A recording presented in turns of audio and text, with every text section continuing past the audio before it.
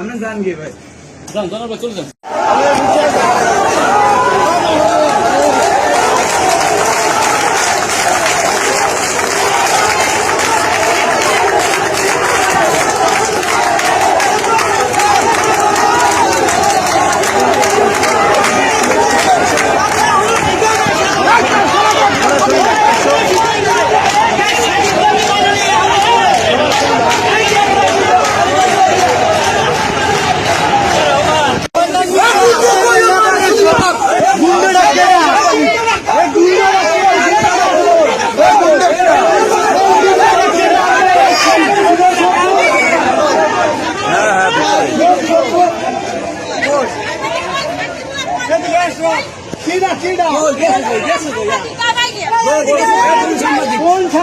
সাংবাদিকের মায়ের সুদি আগে গরিবের নেতারকে হাত দিতে হইবে অনেক পিটামো আগে আগে গরিবের জনগণ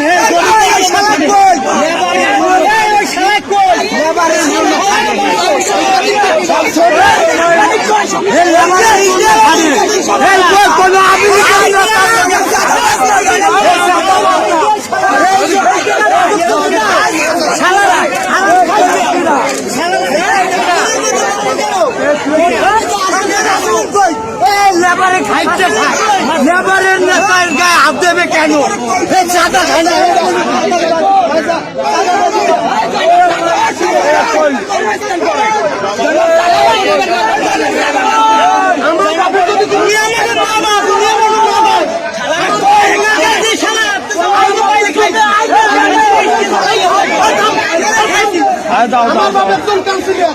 আমার বাপ বিভক্ত আওয়ামী লীগের আমলেও ছিল, বিএনপির আমলেও ছিল।